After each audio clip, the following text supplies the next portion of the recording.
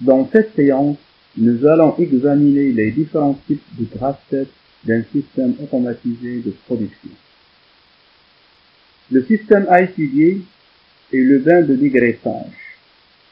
Il est très intéressant ici, dans ce TD, de toucher la différence entre les différents types de graph-tests, à savoir le graph-test de point de vue système, le graph-test de point de vue partie opérative et le graph-test de point de vue partie commande.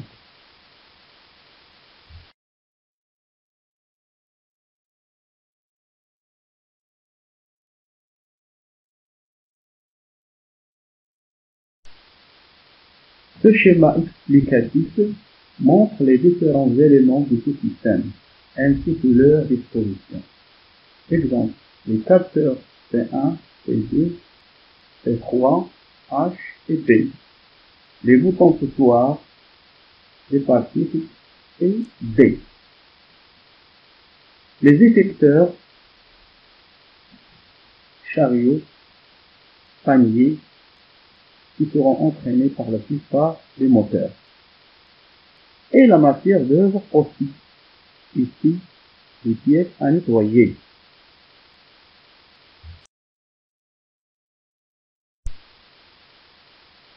Le cahier de charge vient ensuite pour décrire avec précision le cycle de fonctionnement du système à étudier. La fonction globale de ce système est de transporter les pièces d'un poste à un autre en passant par un bac de dégraissage pour les nettoyer.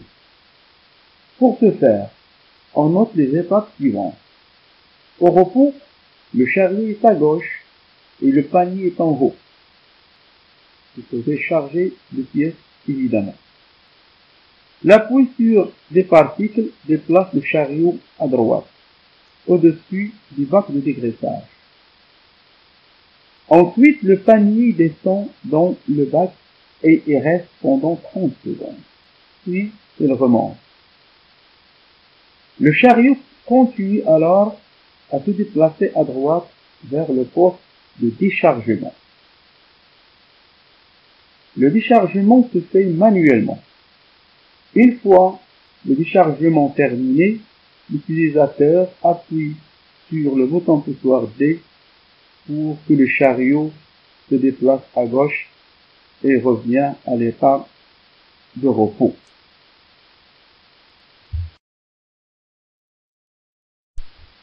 Alors, pour le graph-test de point de vue système, nous avons l'imprimé suivant. On remarque qu'il propose 5 étapes différentes, de 1 à 5, en plus de l'étape initiale marquée 0. Le graph-test de point de vue système permet une autre écriture du cahier de charge, mais graphiquement cette fois. Il est destiné surtout aux clients. Autrement dit, on ne donne pas de détails sur le choix technologique. Je rappelle que les actions seront exprimées par des verbes à infinitif ou des noms d'actions, tandis que les récipitivités seront exprimées par des participes passés.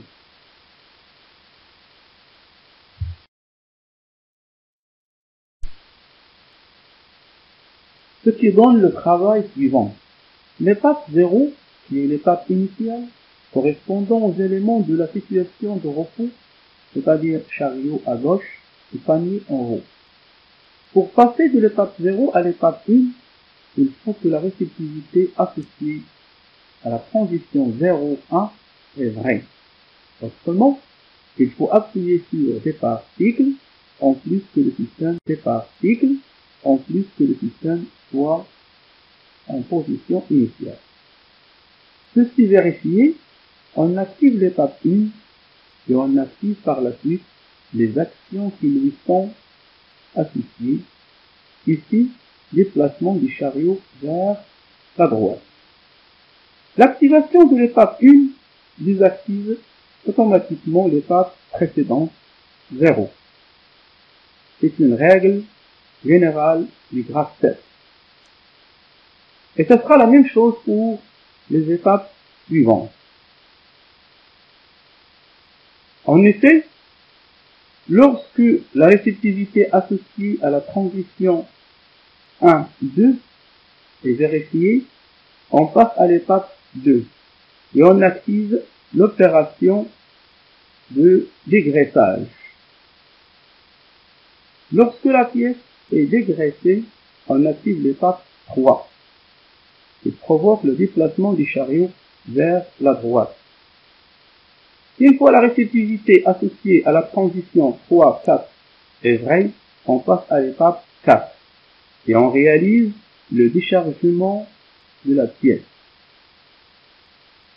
Lorsque la pièce est déchargée, on active l'étape 5 et on effectue le déplacement du chariot vers la gauche jusqu'au poste de chargement et un nouveau cycle recommence.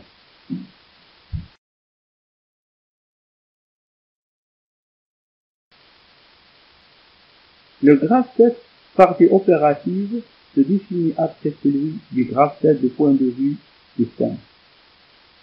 Les actionneurs et les effecteurs sont identifiés alors pour chaque opération du système. Ce sont donc les actions des effecteurs ou les ordres émis aux actionneurs qui apparaissent dans ce graphe 7.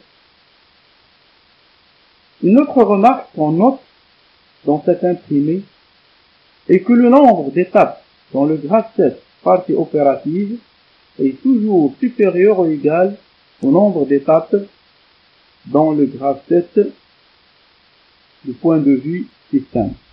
En effet, dans le graphe 7 du point de vue système, on compte 5 étapes en plus de l'étape initiale. Par contre, dans le graphe 7 partie opérative, on compte 7 étapes en plus de l'étape initiale.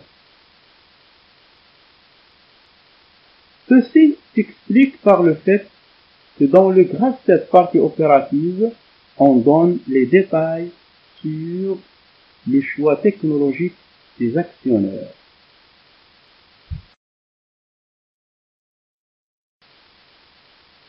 On aura alors un travail comme le suivant. Tout d'abord, je préfère utiliser les effecteurs au lieu des actionneurs pour mieux comprendre le fonctionnement. Le chariot est déplacé par un moteur à deux sens, gauche et droite. Le panier est entraîné par un moteur aussi à deux sens, vers le bas et vers le haut. Donc les actionneurs utilisés ici, ce sont deux moteurs T et N à deux sens. On remarque aussi que les détails apportés à l'étape 2 du graphe 7 du point de vue système, qui est dégraissage, est maintenant représenté par trois étapes différentes. L'étape 2, 3 et 4. Car le dégraissage s'effectue pratiquement sur trois étapes. La descente du panier dans le bac, l'attente de 30 secondes, et puis la remontée du panier. Ce qui explique le nombre d'étapes dans ce graphe 7 dit le point de vue partie opérative. Et voilà donc, on peut lire facilement notre graphe 7 comme pour celui du point de vue système. Sauf que les actions seront liées aux effecteurs appropriés, chariot ou panier. En plus, on rappelle que le déchargement se fait manuellement. C'est pourquoi dans l'étape 6, il n'y a pas d'action associée. L'autorisation est aussi donnée par l'utilisateur à la fin du déchargement.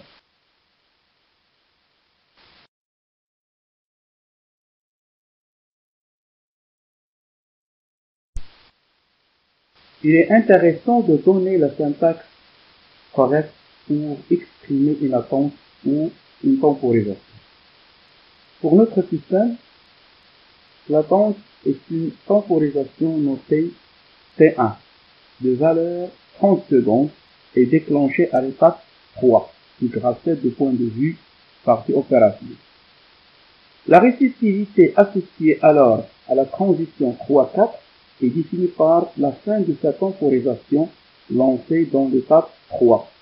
On la note T1/X3/30 secondes avec T1 numéro de la temporisation, X3 étape de lancement, 30 secondes la durée de la temporisation.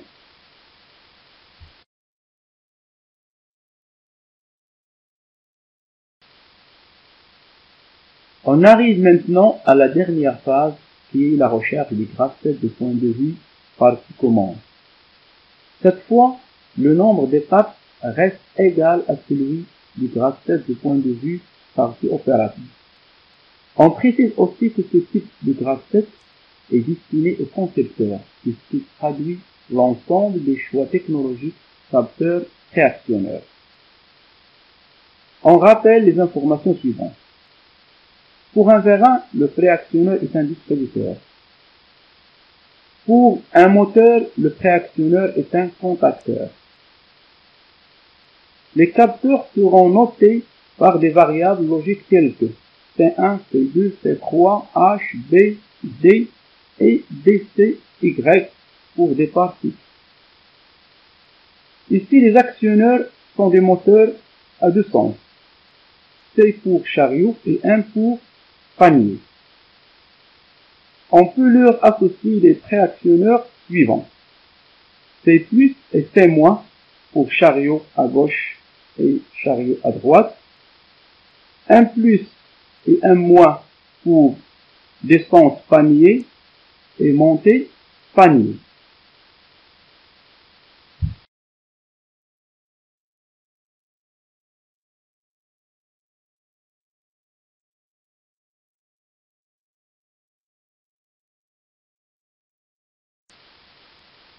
On obtient alors le travail suivant. Les étapes de 0 à 7 sont activées l'une après l'autre par des récessivités sous forme d'équations logiques telles que C1 fois H fois D, CY. Ou tout simplement par une variable unique comme C1, C2, C3, B, H, D, qui sont soit des capteurs, soit des boutons poussoirs. Les actions sont exprimées par C+, C-, 1 plus et 1 moins, qui sont les contacteurs appropriés des moteurs utilisés. Et aussi, on trouve une temporisation notée C1. Pour conclure, le système étudié est géré par un graphe 7 linéaire qui contient une seule séquence. Ce graphe 7 peut être exécuté soit par câblage ou sur une automate. Et merci pour votre attention.